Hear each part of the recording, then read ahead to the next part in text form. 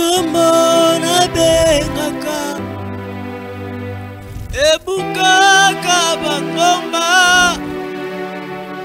eyela kama nyonso.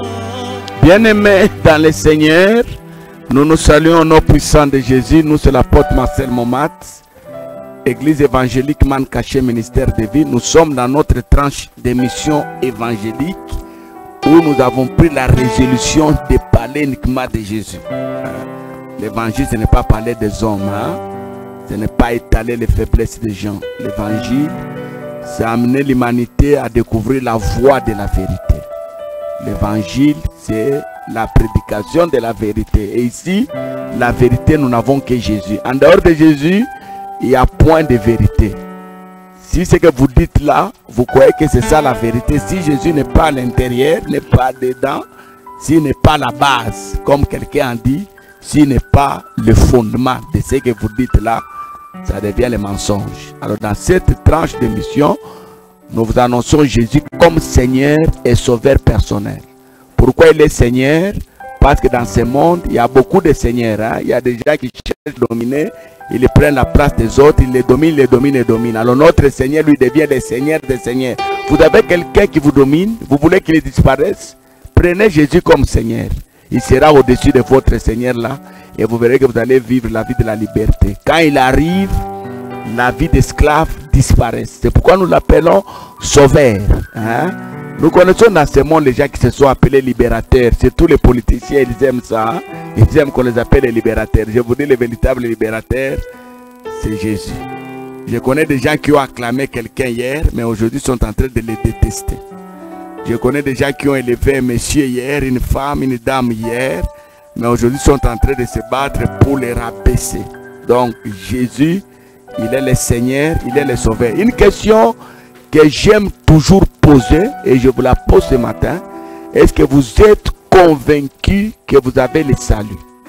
Aujourd'hui, si le monde s'arrêtait, le monde s'arrête aujourd'hui, vous irez où? Dans le feu avec le diable ou dans la félicité avec le Seigneur? Pour avoir la vie éternelle, la démarche est simple. Acceptez Jésus comme Seigneur et Sauveur. Romains 10:10. C'est en croyant du cœur, en confessant de la bouche qu'on parvient à la justice et au salut. Donc soyez convaincus. La vie sur cette terre, c'est une vie éphémère. Ça passe vite. Hein?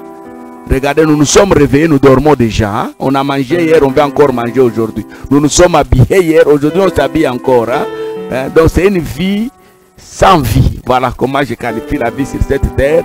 C'est une vie sans vie. La vie avec vie, c'est la vie en Jésus. Est-ce que vous savez que nous sommes des passagers, des pèlerins? Il y a quelque chose que j'aime dire, mais les gens n'aiment pas ça. Vous savez que tout ce que nous avons sur cette terre, ça restera sur la terre. Hein? Nos femmes, nos enfants, nos micros que nous utilisons pour prêcher. Hein? Ça va rester ici.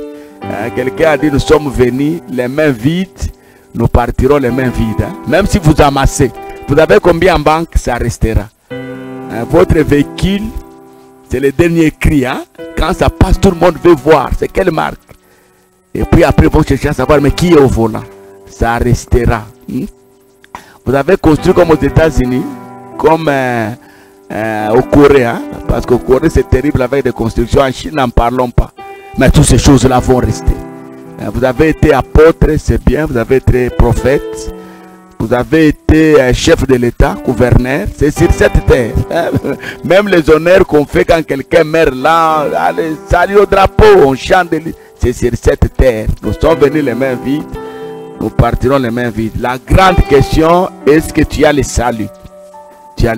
À quoi sert à un homme de gagner l'humanité entière et de perdre son âme? Beaucoup de gens sont en train de perdre les âmes. Parce que la mort, quand elle vient, bien-aimé, elle ne nous informe pas, hein? Elle ne nous signale pas. Je vais arriver demain. La mort nous surprend. Elle te prend dans les conditions dans lesquelles elle va te trouver. Alors prépare-toi pour la vie éternelle. Et la vie éternelle, c'est simple. Dieu a donné son Fils. Et nous n'avons pas à nous donner chez lui. Nous n'avons qu'à l'accepter. Acceptons-lui comme Dieu nous l'a donné. Comme notre Seigneur et Sauveur personnel. Soyez bénis, vous qui aimez nos vidéos. Soyez bénis, vous qui les visualisez. Il ne faut pas seulement les aimer, hein? Il faut les visualiser. Soyez bénis, vous, si après avoir visualisé, vous trouvez que c'est édifiant, vous le partagez. Soyez bénis. Soyez bénis, vous, qui vous faites aussi évangélistes dans vos familles. Vous êtes devenus des grands évangélistes dans vos familles, dans vos milieux de vie, dans vos communautés, à partir de ces vidéos. Que vous et nous puissions participer à la même bénédiction. J'ai une petite question que nous allons poser aujourd'hui, ce matin. Tout dépend à l'heure à laquelle vous êtes en train de nous suivre. Nous voulons dire pourquoi la colère du diable se manifeste cruellement sur l'humanité. Vous savez, quand le diable s'élève contre l'humanité, il s'élève avec toute la férocité. Une cruauté terrible. Donc quand il veut détruire, il détruit avec puissance, avec la dernière régie. Il ne vous pas le temps de vous en sortir. C'est pourquoi quand il y a catastrophe, ce sont des gens qui partent. Bien aimés dans le Seigneur.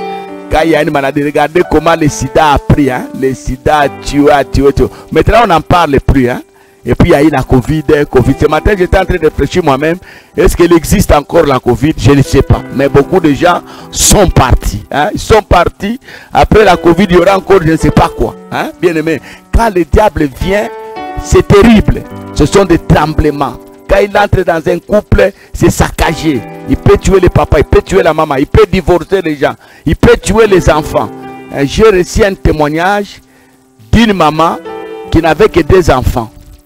J'ai connu cette maman-là en brousse au désert. Elle priait avec ses enfants-là, elle passait des moments difficiles. Et ses enfants mendiaient aux gens et demandaient aux gens qui priaient là-bas. 2 enfants comme ça, un garçon et une petite fille. Et puis après, on m'appelle que la maman là est décédée. Elle est décédée. Donc les 2 enfants là, voilà le diable.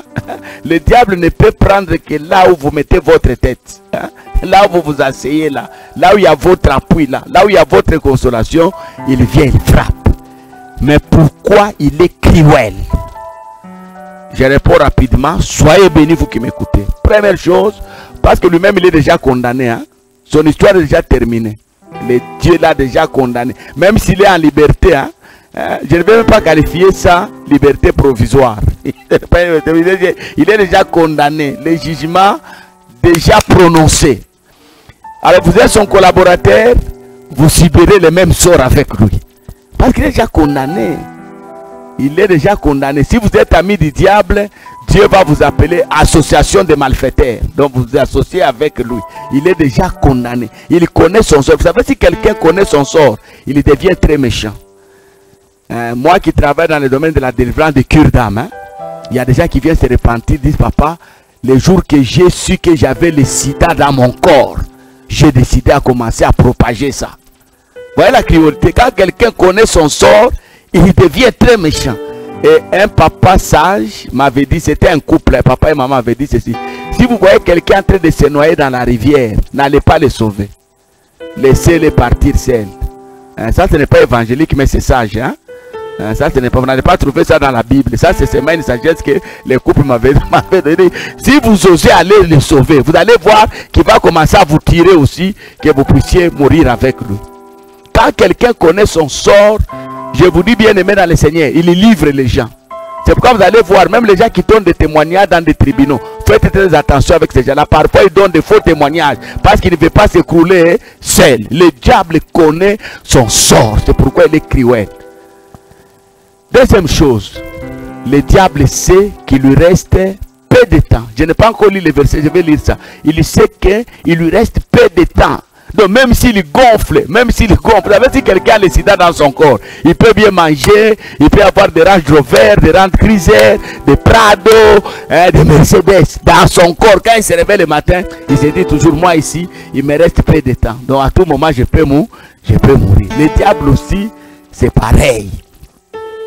Et la troisième des choses, le diable sait que subir le châtiment seul, ça va beaucoup les faire souffrir. Alors il veut entrer avec un grand nombre.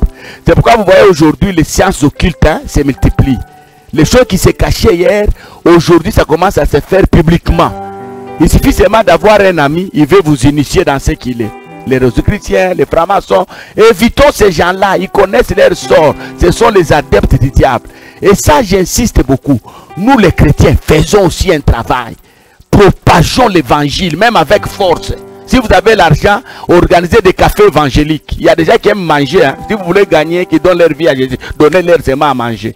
Achetez les habits, donnez-leur. Suivons-les dans des hôpitaux, allez en prison, dans des bis, pressons l'évangile. Les réseaux sociaux, ce n'est pas un moyen de communiquer les nudités des gens, les erreurs des gens. C'est un moyen où nous devons communiquer les vérités de Dieu. Prêchons l'évangile et nous allons sauver beaucoup des âmes. Écoutez un peu ce texte. Apocalypse chapitre 12, le verset 12. C'est pourquoi réjouissez-vous, cieux, et vous qui habitez dans les cieux. Malheur à la terre et à la mer. Oh, et à la mer aussi, car le diable est descendu vers vous, vers nous, hein, animé d'une grande colère, sachant qu'il lui reste peu de temps. C'est vrai, il peut gonfler, il peut tout faire. Retenez que le diable lui reste seulement peu de temps. Je voulais dire à votre ennemi, à la personne qui vous malmène, dans votre famille, au service, à l'église, dans votre quartier, il y a un monsieur qu'on peut appeler Goliath. Son travail, c'est vous malmener. Je voulais seulement lui dire à travers cette vidéo, que monsieur, toi qui malmènes les gens, toi l'ennemi des gens, il te reste seulement peu de temps, parce que Christ, notre sauveur, il va maintenant s'élever et rétablir hein, l'ordre. Que Dieu vous bénisse, vous qui avez aimé notre vidéo. Visualisez, partagez, cliquez là-bas de notifications et attendez la prochaine vidéo qui va venir d'ici là. Que Dieu vous bénisse et qu'il vous communique la vie. Soyez forts et puissants au nom de Jésus. Amen.